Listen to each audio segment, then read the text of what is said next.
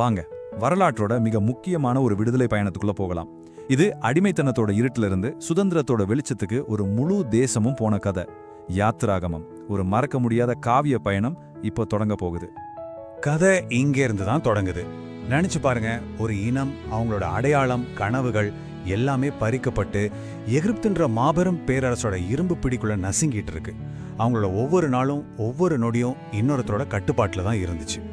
முதல்ல இஸ்ரேல் மக்கள் அனுபவிச்ச அந்த அடிமைத்தனத்தோட ஆழத்தை நாம புரிஞ்சுக்கணும்.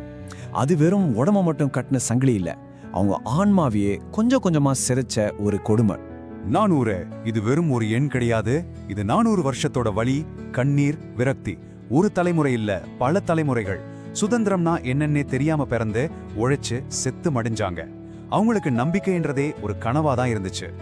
இப்படிப்பட்ட ஒரு இரண்ட சூழ்நிலையில தான் ஒரு நம்பிக்கை கீற்று உதயமாகுது. மோசேயோட கதை இங்க தான் தொடங்குது. நைல் நதியில ஒரு கூடையில மிதந்து வந்த ஒரு குழந்தை எகிப்து அரண்மனையில இளவரசனா வளர்ந்து அப்புறம் வனாந்தரத்துல கடவுளையே சந்திக்க போறான். அவனோட பயணம் உண்மையிலேயே நம்ப முடியாத ஒண்ணு.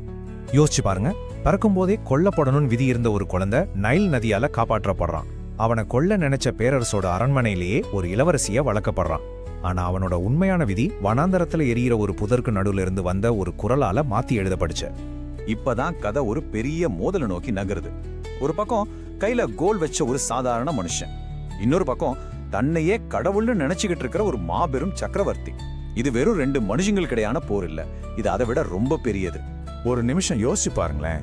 ஒரு பேரரசோட முழு ராணுவ பலம், அதோட அசைக்க முடியாத அதிகாரம், இதுக்கு முன்னாடி கையில ஒரு கோலோட நிக்கிற மோசே என்ன செஞ்சிட முடியும்? இது நடக்கிற காரியமா தோணுதா? முதலடி எகிப்தோட இதயத்திலேயே விழுந்துச்சு. அவங்க தெய்வமா வணங்கின நைல் நதி ஒரே நொடியில ரத்தமா மாறுச்சு.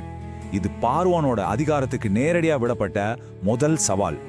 அதுக்கப்புறம் பேரழிவுகள் ஒண்ணு பின்னாடி ஒன்னா வந்துட்டே இருந்துச்சு. நாடு முழுக்க தவளைங்க, வெளிச்சத்தையே முழுங்கின கும்மிருட்டு, நெருப்போட சேர்ந்து வானத்துல இருந்து கொட்டின கல்மழை. ஒவ்வொரு அடியும் பார்வோனோட கர்வத்தை உடைச்சு நொறுக்குச்சு. ஆனா எத்தனை பேரழிவுகள் வந்தாலும் மோசையோட குரல் மட்டும் பார்வோன் அரண்மனையில உறுதியா ஒழிச்சிட்டே இருந்துச்சு. ஒரே ஒரு கோரிக்கை தான், ஏன் ஜனங்களை போக விடு. இது ஒருபோதும் தளராத நம்பிக்கையோட குரல். கடைசியா 10வது வாதை, இதுதான் எல்லாவற்றையும் விட கொடூரமானது. ஆட்டுக்குட்டியோட ரத்தத்தால குறிக்கப்பட்ட இஸ்ரவேலர்களோட வீடுகளை மரண தேவதை கடந்து போன அந்த ராத்திரி பார்வோனோட பிடிவாதத்துக்காக கொடுக்கப்பட்ட ரொம்ப பெரிய கொடூரமான விலை அது. சரி, விடுதலை கிடைச்சிருச்சு. ஆனா கதை இங்க முடியல. இனிதான் இந்த பயணத்தோட உச்சகட்டமே தொடங்க போகுது. நம்பிக்கையோட கடைசி துளியும் வத்தி போன நேரத்துல ஒரு பிரம்மாண்டமான அற்புதம் நடக்க போகுது. ஒரு கணம் அந்த இடத்துல நீங்க இருக்கிற மாதிரி கற்பனை பண்ணி பாருங்க. முன்னாடி பார்த்தா கொந்தளிக்கிற செங்கடல், திரும்பி பார்த்தா பழிவாங்க துடிக்கிற பார்வோனோட முழு ராணுவமும் துரத்திட்டு வருது. தப்பிக்க ஒரு வழி கூட இல்லாத ஒரு மரண போரி அது. எல்லா நம்பிக்கையும் போன அந்த ஒரு நொடியில ஒரு அற்புதம் நடந்துச்சு. மோசே தன் கோலை உயர்த்த ஆர்ப்பரிச்ச செங்கடல் அப்படியே 2ஆ பிளந்து 2 பக்கமும் பெரிய சுவர் மாதிரி நின்னுச்சு. நடுல உலர்ந்த தரை ஒரு பாதையா உருவாச்சு. இது தப்பிச்சு போறதில்ல, இது ஒரு தேசத்தோட மறுபரப்பு. வெளியில இருந்த சங்கிலி உடைஞ்சிருச்சு, உடலுக்கு விடுதலை கிடைச்சிருச்சு. ஆனா உண்மையான போராட்டம் இப்பதான் தொடங்குது. பல 100 வருஷமா அடிமையா இருந்த ஒரு மனசை எப்படி விடுவிக்கிறது?